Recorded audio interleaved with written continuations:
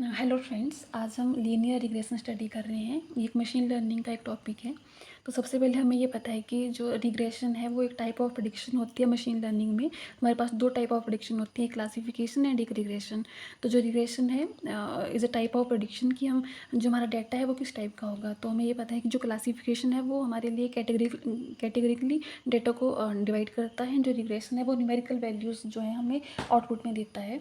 तो यहाँ पर हम लीनियर रिग्रेशन जो एक टॉपिक है इसको हम स्टडी करेंगे आज। तो लीनियर रिग्रेशन हम यूज़ करते हैं to understand the relationship between two variable. हमारे पास कोई दो वेरिएबल दिए होंगे, उनके बीच की अगर हमें रिलेशनशिप को फाइंड आउट करना है तो हम लीनियर रिग्रेशन का यूज़ करेंगे। जैसे फॉर एग्जांपल हमारे पास एक वेरिएबल है हाउस की एरिया एंड सेकंड वेरिएबल है हाउस की प्राइस। तो अगर हमें हाउस का एरिया पता होगा तो हम उसकी प्राइस को प्रिडिक्ट कर सकते हैं, ठीक है। और जो हाउस की प्राइस होगी ऑब्वियसली एक न्यूमेरिकल वैल्यू है, तो वो एक रिग्रेशन का टाइप है। तो किन्हीं भी दो वेरिएबल के बीच में रिलेशनशिप को फाइंड आउट करने के लिए जो है हम यूज़ करते हैं लीनियर रिग्रेशन का। And we can predict a variable based on the other variable, ठीक है। इसका मतलब है कि हम किसी भी हाउस की प्राइस को प्रिडिक्ट कर पा रहे हैं on the basis of the given house area. और यहाँ पे जो हमारा नेक्स्ट एग्जाम्पल हमने लिखा हुआ है वो है कि हम किसी भी एम्प्लॉय की सैलरी को हम प्रिडिक्ट कर सकते हैं इस बेस पे कि उसके पास कितना वर्क एक्सपीरियंस है। सो हम यहाँ से ये देख पा रहे हैं कि जो हमारा जो हमें समझ पा रहे हैं कि जो हमारा जो सैलरी है वो कैसे जो है चेंज होगी on the basis of the years experiences, ठीक है। तो जो वेरिएबल हमें हम प्रिडिक्ट कर रहे हैं उसको हम डिपेंडेंट वेरिएबल बोल देंगे, और जिस वेरिएबल के बेस पर हम प्रेडिक्शन कर रहे हैं उसको हम इंडिपेंडेंट वेरिएबल बोल देते हैं, ठीक है।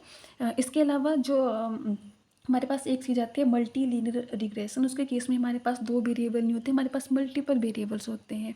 लाइक कि जैसे हम लीनियर रिग्रेशन में देख रहे हैं कि हम केवल हाउस के एरिया के बेस पर ही हम फुल जो हमारी प्राइस है उसको प्रेडिक्ट कर पा रहे हैं। लेकिन जहाँ पर हमारा मल्टीपल लीनियर रिग्रेशन हम पढ़ेंगे उसमें हम मल्टीपल जो वेरिएबल्स हैं उनको हम यूज़ करें। जैसे मान लो कि आपके हाउस का एरिया कितना है, आपके हाउस की एज कितनी है, हाउस में कोई अटैच्ड स्विमिंग पूल है कि नहीं है। तो डिफरेंट जो इनपुट वेरिएबल्स हैं हम वहाँ पे हम कंसिडर कर सकते हैं in case of multiple linear regression. लेकिन सिंपल जो हमारा लीनियर रिग्रेशन है वहाँ पर हमारे पास एक ही इनपुट वेरिएबल होगा जिसके, और एक हमारे पास जो हमारा डिपेंडेंट वेरिएबल होगा जिसको हम प्रेडिक्ट कर रहे होंगे वो हमारे पास रहेगा। तो अगर हमें इन दोनों में ही डिफरेंस समझना है तो सिंपल इतना ही हमारे पास डिफरेंस है कि सिंपल लीनियर रिग्रेशन में हमारे पास दो ही वेरिएबल होंगे, एंड मल्टीपल लीनियर रिग्रेशन में हमारे पास मल्टीपल जो हमारे वेरिएबल्स हैं वो हो सकते हैं। लेकिन जो हमारा आउटपुट वेरिएबल जो हमारा डिपेंडेंट वेरिएबल होगा वो हमेशा एक ही हम प्रिडिक्ट करेंगे। लेकिन जो इंडिपेंडेंट वेरिएबल हैं वो हमारे इंक्रीज हो सकते हैं in case of multiple linear regression. इसके बाद हम देखते हैं कि जो हमारा लीनियर रिग्रेशन है वो काम कैसे करता है। ओके, तो अगर हम ये देखें कि लीनियर रिग्रेशन काम कैसे करता है तो हमने इस टाइप का ग्राफ हमने बहुत सी जगह पर देखा है रिग्रेशन के लिए। तो यहाँ पर क्या है, हमारे पास एक्स एक्सिस के ऊपर हमारे पास इंडिपेंडेंट वेरिएबल को हम प्लॉट करते हैं, एंड वाई एक्सिस के ऊपर हम डिपेंडेंट वेरिएबल को प्लॉट करेंगे। और बीच में हमारे पास जो भी गिवन डेटा सेट होगा उसको हमने अभी स्कैटर्ड फॉर्म में दिखाया हुआ है। और बीच में जो लाइन है इसको हम बोल देते हैं रिग्रेशन लाइन, एंड और हम इसको बोल देते हैं बेस्ट फिट लाइन, ठीक है।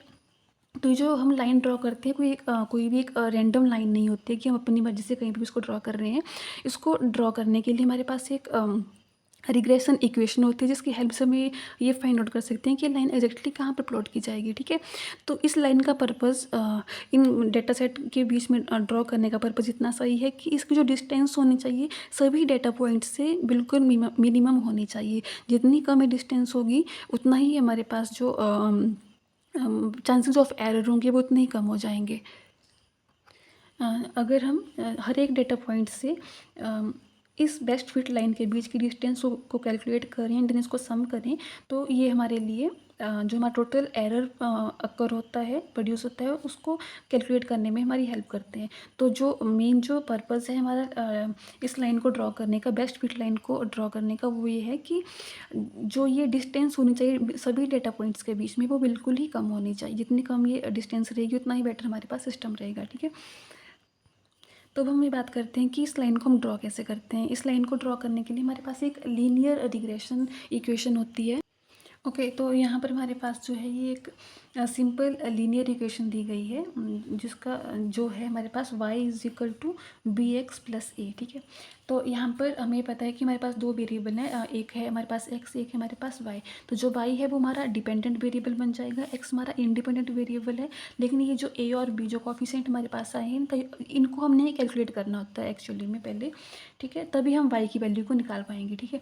तो बी हमारे पास क्या है, बी को हम बोल देते हैं कि स्लोप ऑफ लाइन है। स्लोप ऑफ लाइन का मतलब कि जब हम एक्स में चेंज करते हैं तो हमारी वाई की वैल्यू कितनी चेंज होती है, ठीक है, how much Y changes with 1 unit change in the x, ठीक है। जब जितने एक्स की एक यूनिट चेंज करने पर हमारे वाई की कितनी वैल्यू चेंज होती है, उसको हम स्लोप ऑफ लाइन यूज़ कर रहे हैं। एंड ए हमारे पास होता है वाई इंटरसेप्ट, है ना। वाई इंटरसेप्ट मतलब कि जो हमारी जो लाइन ऑफ रिग्रेशन हम ड्रॉ कर रहे हैं वो हमारे जो हमारा वाई एक्सिस होगा उसके ऊपर कहाँ जाके ये इसको इंटरसेप्ट कर रही होगी ना। इस पॉइंट को हम बोल देंगे कि हमारा क्या है, ये इसको हम ए बोल देंगे, मीन्स कि हमारा वाई इंटरसेप्ट है, ये कहाँ पर हमारी वाई एक्सिस को काट रहा है, ठीक है। ठीक है, तो इन दो वैल्यूज़ को हमें फाइंड आउट करना होता है सबसे पहले, ठीक है। इसको अब हम समझते हैं with the help of numerical कि हम कैसे काम करेंगे। ओके, सो फॉर एग्जांपल हमारे पास जो डाटा सेट गिवन है वो इस फॉर्म में है। हमारे पास एक जो कॉलम है वो हाउस साइज़ का है, ठीक है, जो कि हमारा एक्स वेरिएबल होगा। एक हमारा जो कॉलम है वो है हाउस प्राइस का, जो हमारे लिए बाई का काम करेगा, ठीक है। तो ये जो हमारा गिवन जो हाउस का एरिया होगा उसके बेस पे हम हाउस प्राइस को प्रेडिक्ट कर पा रहे हैं, ठीक है। तो गिवन डाटा सेट में ऑलरेडी जिसको हम ऑब्जर्व करके अपने वैल्यूज़ को प्रेडिक्ट करवाएंगे, ठीक है। तो हमारे पास जो गिवन डाटा सेट है उसका डाटा ये है, ये सारा जो आपको यहाँ पे दिख रहा है ये हमारे हाउस का जो साइज़ है वो स्क्वायर फीट में दिखाया गया है। एंड देन ये जो आपकी हाउस प्राइस है वो in rupees what ever currency हम यूज़ करेंगे, ठीक है, वो दी गई है, ठीक है।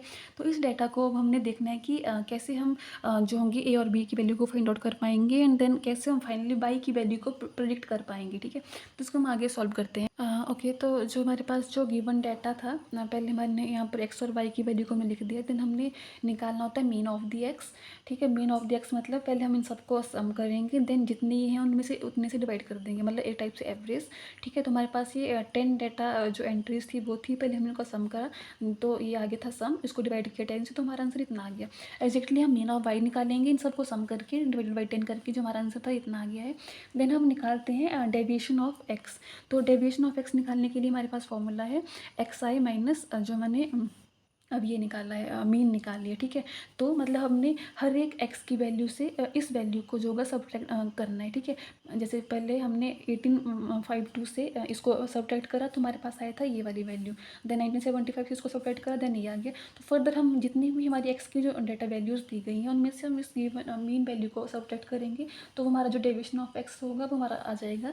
सिमिलरली हमारे पास डेविएशन ऑफ वाई रहेगा, जो हमने वाई की वैल्यू यहाँ पे कैलकुलेट करी है, ठीक है, सॉरी, जो वाई की वैल्यू हमें गिवन दी हुई है एंड देन जो हमने मीन कैलकुलेट करी है तो इसमें से हमने इसको सब्ट्रैक्ट करना है। जैसे है वाई आई माइनस वाई जो हमारा मीन निकला है, ठीक है।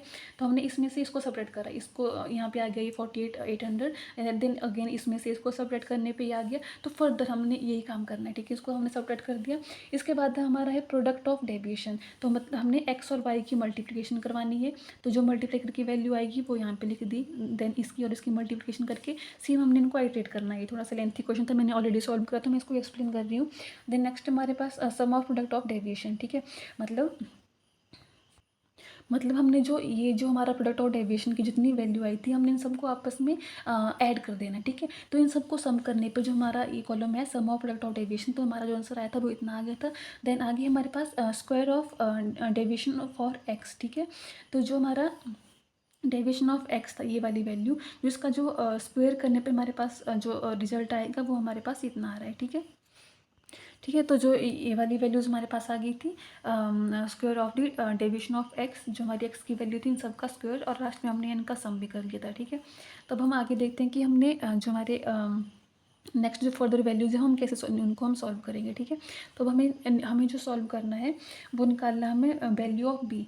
देखो हमने सब जो हमने ये काम किया है हमने इसको किया है वैल्यू ऑफ बी निकालने के लिए, ठीक है। जितना भी हमने कैलकुलेशन करी है सबका जो मेन पर्पज़ है वो है हमारे लिए बी की वैल्यूज़ को फाइंड आउट कर पाना। तो बी का जो फॉर्मूला था हमारे पास, ठीक है, फॉर्मूला क्या था हमारे पास, फॉर्मूला है हमारे पास b is equal to sorry y is equal to b x plus a, ठीक है। तो सबसे पहले हमें बी को निकालना है, फिर हमें ए को निकालना है। तो बी का फॉर्मूला हमारे पास क्या है, sum of product of deviation upon sum of square of deviation for x, ठीक है। तो sum of product of deviation, sum of product of deviation हमारे पास जो हमने यहाँ पर वैल्यू निकाली थी ऊपर, ठीक है, ये वाली वैल्यू, तो ये आ जाएगी जो हमने यहाँ पे नीचे लिख देनी है। देन इसके ही जो अगला है sum of square of deviation of x, तो हमने ये वैल्यू निकालनी है ये, ठीक है। तो मतलब हमने इससे इसको हमने इससे डिवाइड करना है, ठीक है।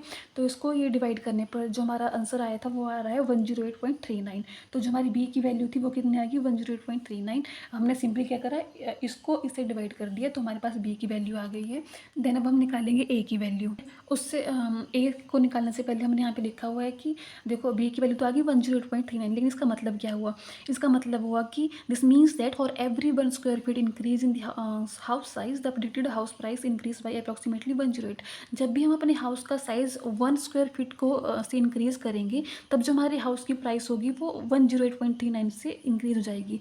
1 स्क्वायर फीट इंक्रीज़ करने पर जो हाउस की प्राइस होगी, मतलब जो पर यूनिट इंक्रीज़ करने पर जो बी की वैल्यू है वो कितनी चेंज हो रही है, वो 108.39 आ जाएगी।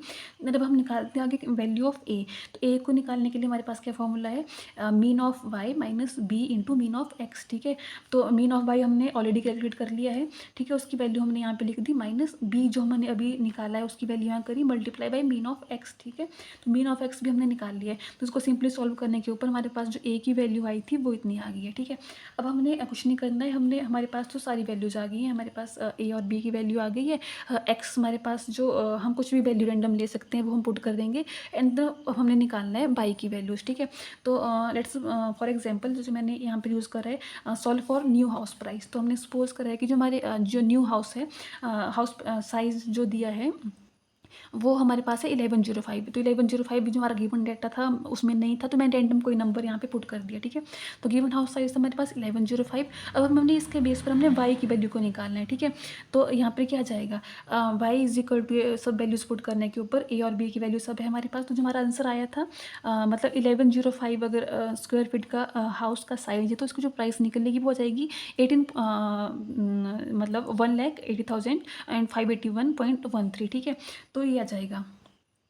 ओके, तो सिमिलरली मैंने एक और वैल्यू यूज़ करी है। जैसे मान लो मैंने जो हाउस का साइज़ है वो 100 स्क्वायर फीट का कंसिडर करा, तो हमारे पास इसकी वैल्यू पुट करने पर यहाँ पे मतलब कि ये हमारे पास क्या है, ये हमारे पास एक्स है, एक्स की वैल्यू यहाँ पुट करी, बी की वैल्यू हमने निकाल ली है, ए की वैल्यू हमने निकाल ली है ना। सिंपली सॉल्व करने के बाद जो हमारा वाई, जो हमारी प्रेडिक्टेड प्राइस आई थी, ठीक है, मैं रुपीज़ करेंसी यूज़ कर रही हूँ फॉर एग्जाम्पल, तो जो प्रेडिक्टेड प्राइस आई थी वो हमारे पास इतनी बन रही है, ठीक है। तो अब हम देख रहे हैं कि क्या हम क्या कर पा रहे हैं, हम इजीली बाई को प्रेडिक्ट कर पा रहे हैं, ठीक है। तो अब देखो, तो पहले तो हम ये समझते हैं कि जब हमने ना जो हमारे पास गिवन डेटा था उसको अगर हम ग्राफ के ऊपर प्लॉट करेंगे तो वो कैसे दिखेगा, एंड देन जब हमने जो ये न्यू वैल्यूज़ हम कैलकुलेट कर रहे हैं ये कैसे आएंगी, ठीक है। तो यहाँ पे फॉर एग्जांपल मैंने क्या करा है, मैंने रैंडम कोई भी नंबर लेकर के उनके लिए मैंने मतलब एक्स को लेकर के मैंने बाई प्रेडिक्ट करवाया है ना। ये कुछ रैंडम से एग्जाम्पल लेके ये जो डेटा यूज़ किया है मैंने, ये क्वेश्चन में नहीं था, रैंडम कोई नया डेटा है जिसकी हेल्प से मैंने बाई को प्रेडिक्ट करवा लिया ना। अब हम देखते हैं जब हम सारे डेटा को प्लॉट करवाएंगे ऑन दी ग्राफ तो वो कैसे दिखेगा हमें। अब हम यहाँ पे देखते हैं हमने क्या करा है। ओके, तो अब हमने क्या करा है, जो हमारा डेटा था हमने उसको ग्राफ पे प्लॉट करा है। जैसे जो हमारे एक्स ओके, तो अब हम समझते हैं इस ग्राफ को, है ना। तो ये ग्राफ मैंने बनाया है on the basis of the given data. तो जो हमारे हाउस का जो एरिया था वो हमारा मैक्सिमम गया था 2700 approximately some square feet, and then जो हमारा बाई जो हमारी हाउस प्राइस थी वो 4 लाख के आसपास मैक्सिमम गई थी, ठीक है। तो हमने उसको हमने प्लॉट जो भी डाटा था उसको हमने ग्राफ के ऊपर प्लॉट कर दिया। तो जो ये जो रेड कलर से जो भी डाटा आपको दिख रहा है, ये जैसे मान लो जो भी हमारी इनपुट्स थी उनके वाई के रिस्पेक्ट में जो भी उनकी लोकेशन आ रही थी वो वहाँ पे मैंने प्लॉट कर दिया, ठीक है। ठीक है, ये तो हो गया जो हमारा एक्चुअल जो डाटा हमें पास दिया था गिवन डेटा सेट के अंदर। लेकिन 2 पॉइंट है हमारे पास, ये वाला पॉइंट और ये वाला पॉइंट, है ना। ये कौन से पॉइंट है, एक तो जो हमने खुद से सॉल्व करा था, जो न्यू वैल्यू हमने एक्स की ली थी वो थी 1105, और जो उसकी करस्पॉन्डिंग वाई वैल्यू आई थी, प्रेडिक्टेड वैल्यू आई थी इतनी। तो फॉर एग्जाम्पल यहाँ पे हम देखें तो हमारा जो इनपुट एक्स 1105 हमारा यहाँ जैसे लाई करेगा, तो इसके अप्रॉक्स में हमारा थी 18058। तो थोड़ा सा रफ ग्राफ मैंने बनाया है ये, तो लेकिन फिर भी हम देखें तो 18 की वैल्यू इतनी ही आएगी, ठीक है। तो न्यू वैल्यू एक तुम्हारी यहाँ पे प्लॉट होगी जो कि 1105 के क्रॉसपॉन्डेंस में आई। सेकंड वैल्यू तुम्हारी 2100, तो 2100 हमारे पास यहाँ से लेकर यहाँ तक जा रहा है। एंड देन इसका जो वाई वैल्यू आई थी वो आई थी हमारे पास 28 है ना। तो ऑब्वियसली 28 कहीं यहाँ जैसे लाई करेगा, है ना। तो ये यहाँ पे हमने इसको निकाल दिया। तो हम देखो ये तो होगी हमारे पास दो, जो नई हमने दो नई वैल्यू हमने बनाई थी, ठीक है। मतलब जो हमारे पास दो नई वैल्यू आई थी, एक हमने निकाला था ए की वैल्यू, ए की वैल्यू हमारे पास आई थी जो हमने बी के बाद कैलकुलेट करी थी, वो थी 60,810, ठीक है। तो अब आप देखो हमने क्या करा था, जो ए होता है उसको हमने क्या नाम दिया था, ए का मतलब था हमारे पास बाई इंटरसेप्ट की, जो हमारा वाई जो भी हमारी जो लाइन होगी, ये वाली लाइन जो होगी इसको हमने बेस्ट फिट लाइन बोला है। जो लाइन होगी वो बाई को कहाँ पर काट रही है, तो बाई हमारे पास ये है, ये हमारा एक्स एक्सिस है, ये हमारा पास बाई एक्सिस है ना। तो मतलब कि ये कहाँ पर काट रहा है, तो ये इसको कट कर रहा है इस इतनी वैल्यू पे। तो हमने यहाँ पे मान देखो यहाँ पे हमारे पास क्या था, ये 50,000 था, ये 1 लाख था। तो 60,000 हमारे पास अप्रॉक्सीमेटली हमने अज्यूम करा कि इतनी जैसे रेंज में आई जाएगा ना इस ग्राफ के अकॉर्डिंग। मतलब ठीक है, थोड़ा बहुत पॉइंट का डिफरेंस हो सकता है, लेकिन अप्रॉक्सीमेटली 60 यहीं पर लाई करेगा, ठीक है। ये हो गया। अब हमने जो हमने बेस्ट फिट लाइन बनानी है वो हमने इस यहाँ से स्टार्ट करेंगे, क्योंकि ए क्या था हमारा, ए था हमारा बाई इंटरसेप्ट। तो हमें स्टार्टिंग पॉइंट मिल गया अपनी लाइन के लिए, ये था। और हमने दो वैल्यूज़ और निकाल ली हैं अपने क्वेश्चन को वेरीफाई करने के लिए, ठीक है। तो हम एक लाइन यहाँ से स्टार्ट करके इन पॉइंट को ही इन पॉइंट से पास करवा करके हम लेकर जाएंगे, ठीक है। तो देखो इस चीज़ से क्या मतलब हुआ हमारा, ठीक है। ये सब करने का मतलब क्या हुआ कि हमने क्या पढ़ा था सबसे पहले कि जो हमारी जो ये लाइन थी, जो हमारी रिग्रेशन लाइन इसको हम बोल देते हैं, या फिर हम इसको बेस्ट फिट लाइन बोलते हैं ना। तो इसका यूज़ क्या था हमारे लिए, इसका यूज़ हमारे लिए ये था कि ये जो लाइन होगी, ये जो जितना हमारे पास डेटा था उसको बिल्कुल ही कम डिस्टेंस इनके बीच में होनी चाहिए, है ना। तो क्योंकि जितनी कम डिस्टेंस होगी उतना ही कम हमारे पास एरर आएगा, ठीक है। तो हम देख रहे हैं कि जो हमारा जो मैक्सिमम जो ऑलरेडी गिवन डेटा था वो भी इस लाइन के अंदर हमारा कवर हो जा रहा है ना। कुछ ही पॉइंट जो थे वो स्कैटर थे, क्यों, ठीक है। लेकिन ठीक है ये तो हो गया, लेकिन जो इम्पोर्टेंट लाइन आगे की है वो ये है कि जो इसके बाद हम जो भी वैल्यूज़ हमने सॉल्व करेंगे, ठीक है। हम कोई भी रैंडम वैल्यू को एक्स कंसिडर करेंगे, ठीक है। कि मान लो मेरी जो डेटा है, मेरा जो एक्स की वैल्यू है वो 100 है या समथिंग, मान लो 200 है ना। तो इसके रिस्पेक्ट में जो भी वाई की वैल्यू आएगी वो वाई की वैल्यू और एक्स की वैल्यू इस लाइन के ऊपर ही कहीं ना कहीं आपको प्लॉट होती हुई दिखेगी, ठीक है। इसके बाहर नहीं जाएगी, ठीक है। अगर इन केस वो बाहर जाते तो मतलब थोड़ा सा वो एरर का केस हम उसको कंसिडर करेंगे, ठीक है। लेकिन मोस्ट प्रोबेबिलिटी जो बेस्ट फिट लाइन है हमें क्या अश्योरिटी देगी कि जो भी हमारे पास अब जो नए पॉइंट्स हम जो भी हम नई वाई की वैल्यू को प्रेडिक्ट करेंगे वो सारे के सारे हमारी इसी लाइन के ऊपर प्लॉट होने के जो चांसेस होंगे वो ज़्यादा होंगे, ठीक है। तो इसी को बोला गया है रिग्रेशन लाइन या फिर बेस्ट फिट लाइन, ठीक है। तो अगर इसके ऊपर ही आएंगे सारे पॉइंट तो वो एरर के चांसेस जो होंगे वो कम होंगे। लेकिन ये जो डाटा हमें यहाँ पे दिख रहा है साइड में स्कैटर्ड डाटा, ये वो है जो हमारे पास इनपुट डाटा दिया हुआ था, ठीक है। तो हमें पता है कि जो डाटा हमें डेटा सेट हमें मिलते हैं वो थोड़े बहुत नॉइजी होते हैं, थोड़े बहुत उसमें एरर हो सकते हैं, ठीक है।